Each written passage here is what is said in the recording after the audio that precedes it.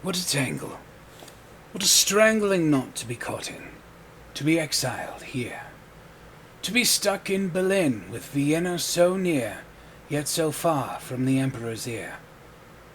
What a strange and impossible sum, to be old while to still be so young, to have sung before speaking a word, to be heard, to be hailed, then to fail, to be done. To love, but to be so naive, to trust and to be so deceived, to mourn, forlorn, to be torn from you, scorned for another, who suffers no grief. To curse God seeking lightning, and to still be ignored, to hide in this room now too rich to afford, to hear armies of creditors bang at the door, always yelling for more, and to have nothing to sell that could help, except for the Steinway that sits in the corner.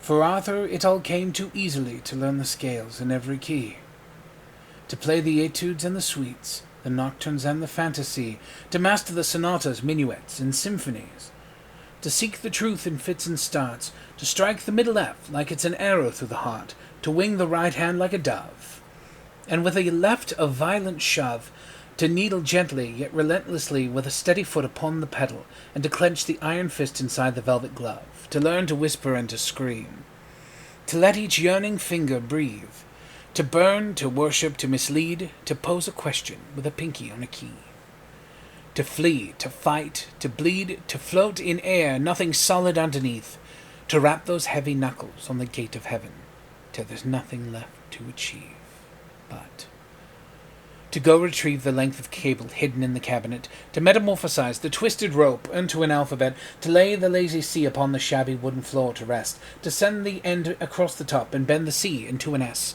to curve the tail beneath the S, to turn the tangle to a B, to hug the wretched root around the fibre suffocatingly, to wrap again, to give the coil 7 loops, to penetrate the yawning hoop, to tug the loose appendage through, to yank the knot till it's ready for the job it's got to do, to toss the braid above the ceiling beam and to affix the noose, to bid adieu to all of you until there's nothing left to do but climb the chair, to cinch the collar, and find the edge, to step into the air.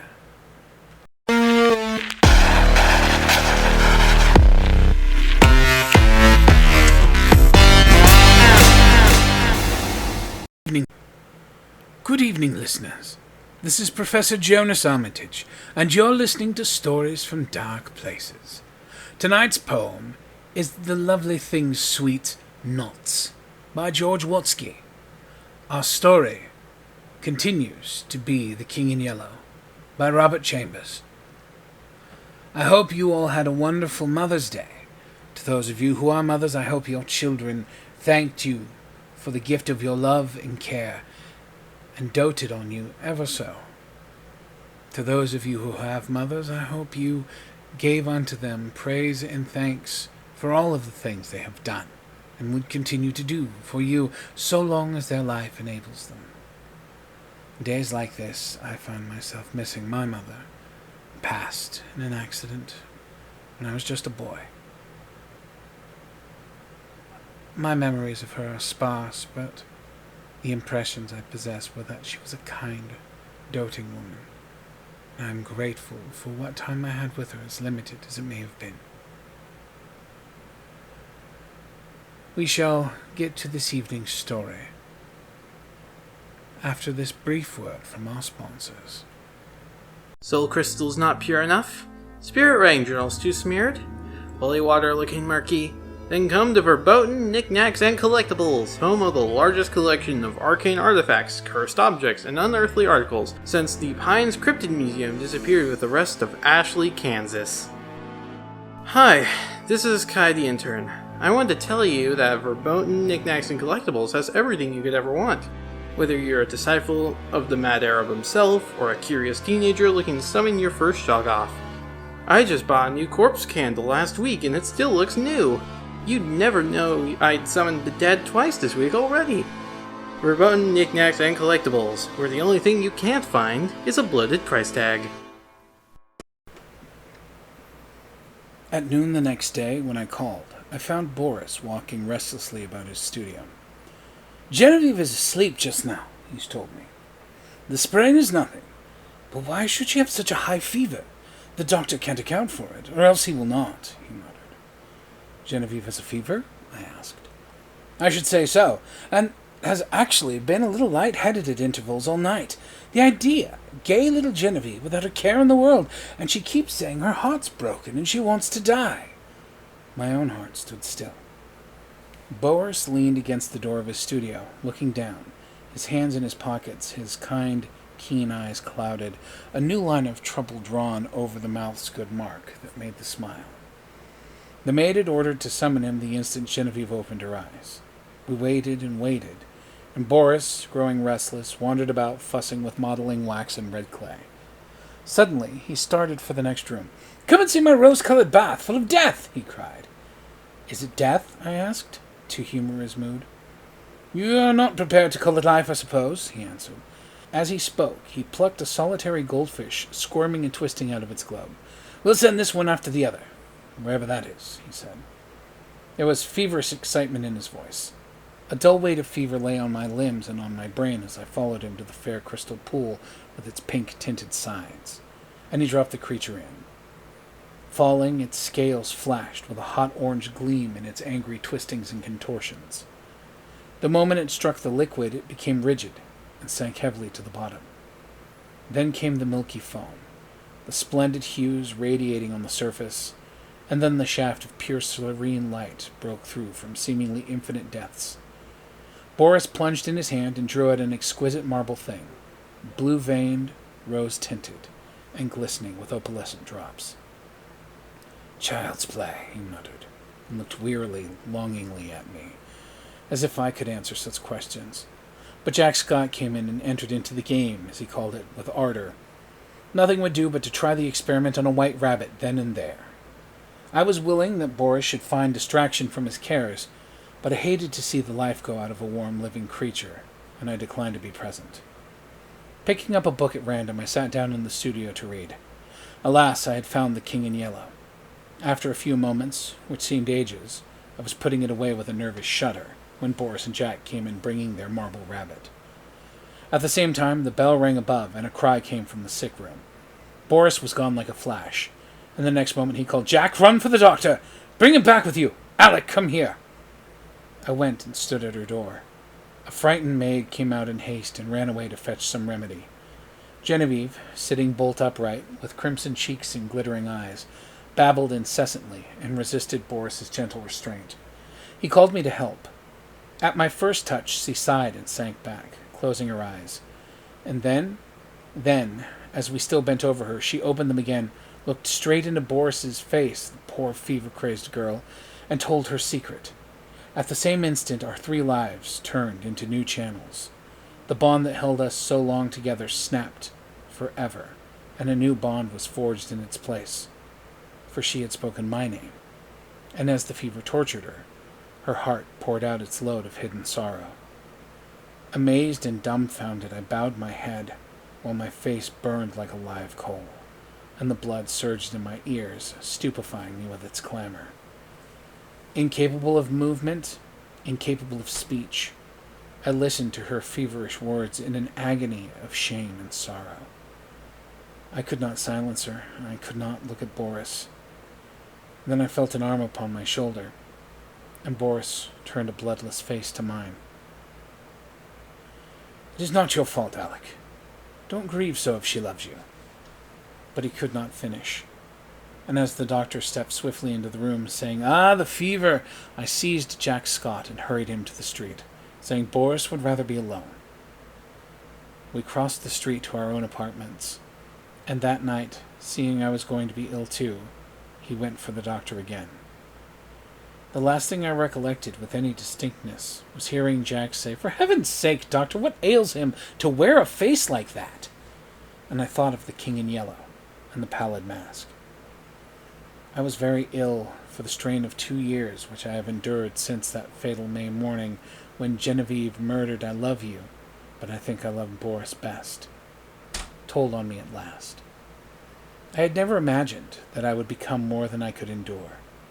Outwardly tranquil, I had deceived myself.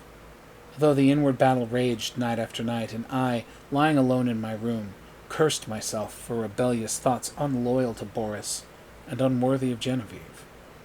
The morning always brought relief, and I returned to Genevieve and to my dear Boris with a heart washed clean by the tempests of the night.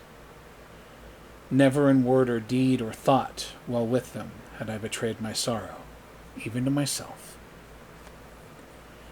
The mask of self-deception was no longer a mask for me. It was a part of me. Night lifted it, laying bare the stifled truth below. But there was no one to see except myself, and when the day broke, the mask fell back again on its own accord. Those thoughts passed through my troubled mind as I lay sick. But they were hopelessly entangled with visions of white creatures, heavy as stone, crawling about in Boris's basin. Of the wolf's head on the rug, foaming and snapping at Genevieve, who lay smiling beside it. I thought, too, of the king in yellow, wrapped in the fantastic colors of his tattered mantle, and that bitter cry of Casilda, "Not upon us, O king, not upon us!" Feverishly I struggled to put it from me, but I saw the lake of Hali, thin and blank, without a ripple or wind to stir it, and I saw the towers of Carcosa behind the moon.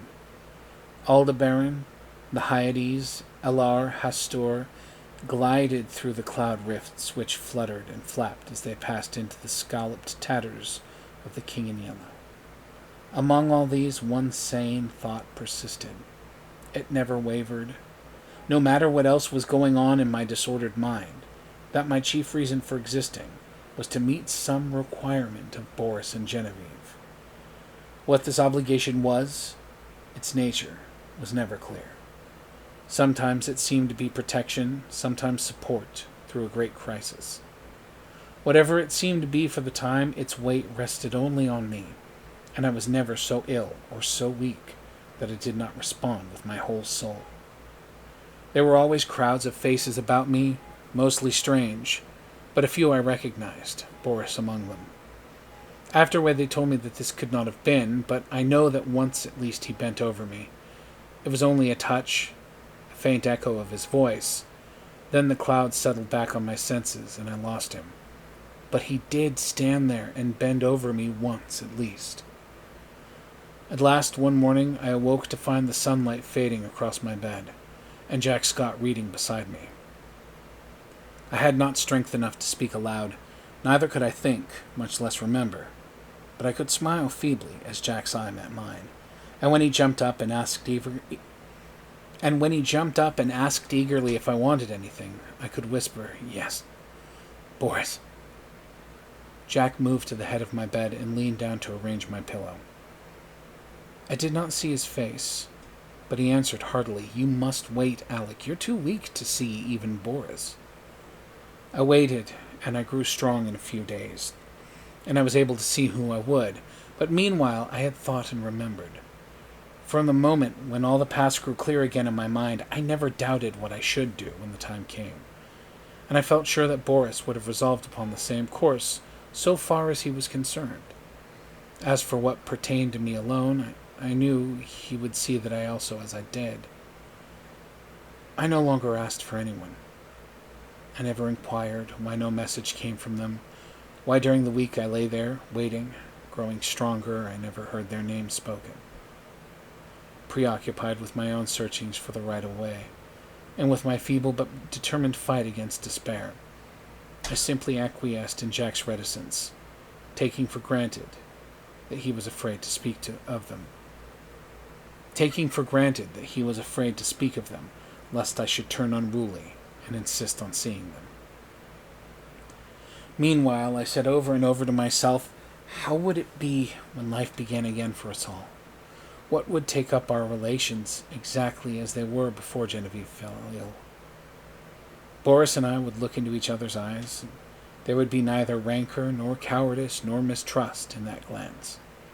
I would be with them again for a little while in the dear intimacy of their home, and then, without pretext or explanation, I would disappear from their lives forever.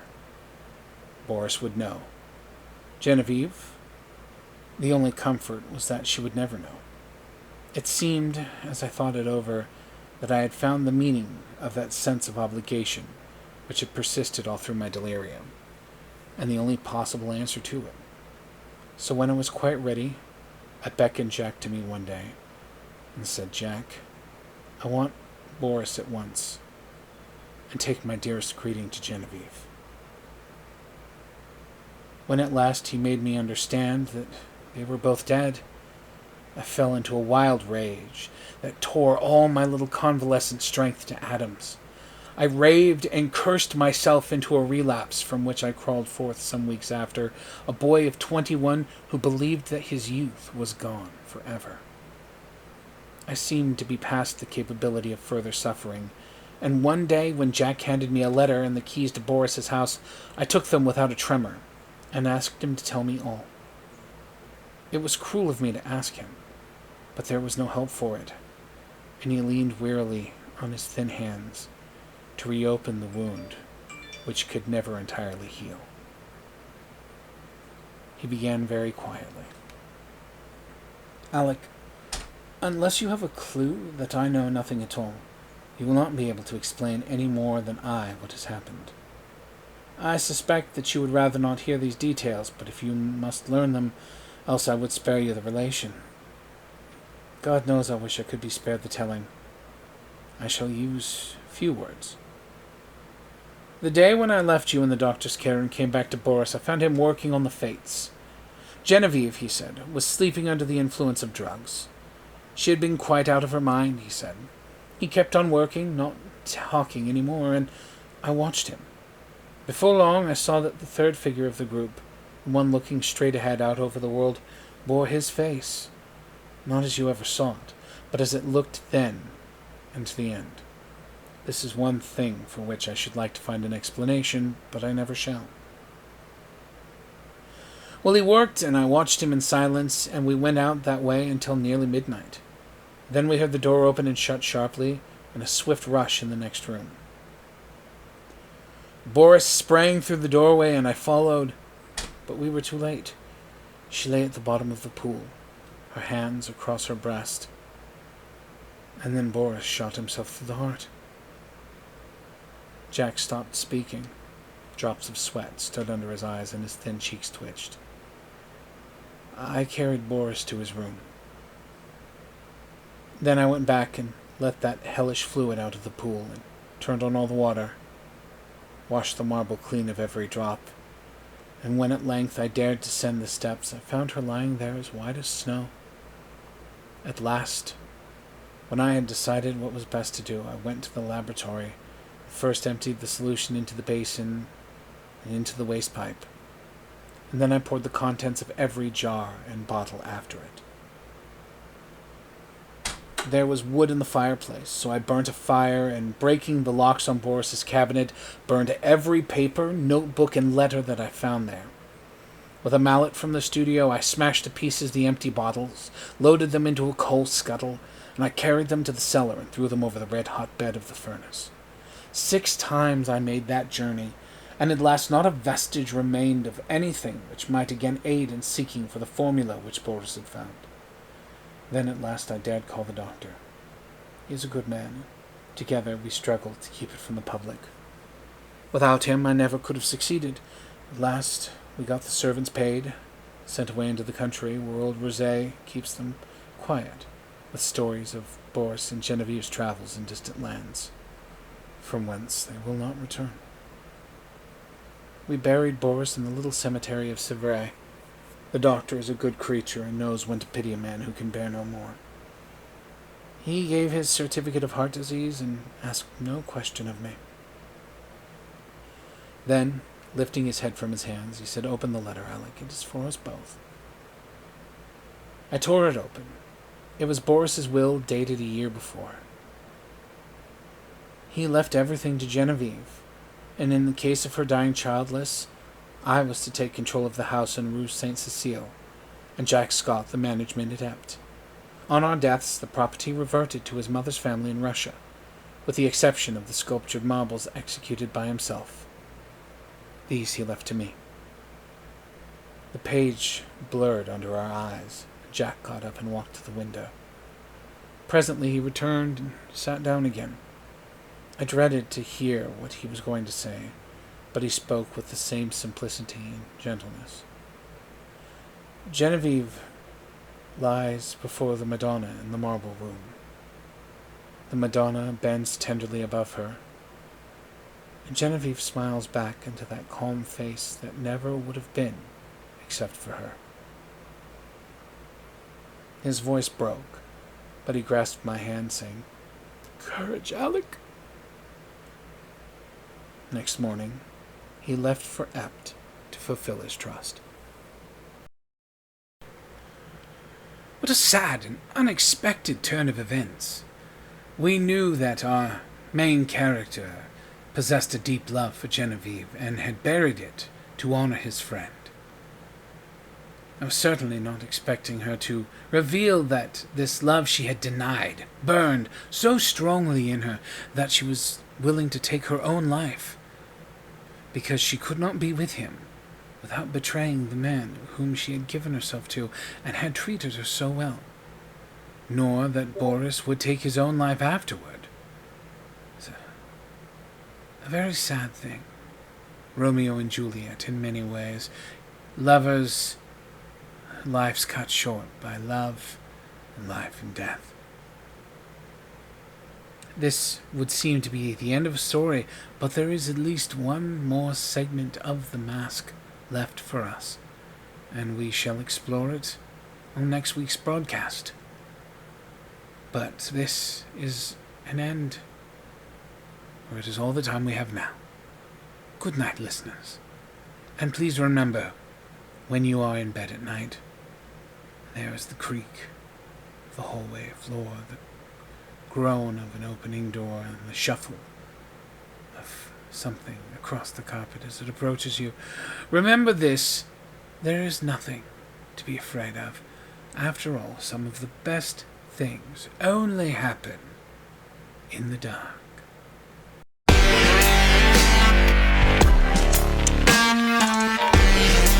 Stories from Dark Places was recorded before an imaginary studio audience. All stories performed on this podcast have express written consent from the original author. Jonas Armitage, his studio manager, and the entire staff of WZHP Radio Innsmouth are fictitious characters, and it's probably for the best that you continue to believe that.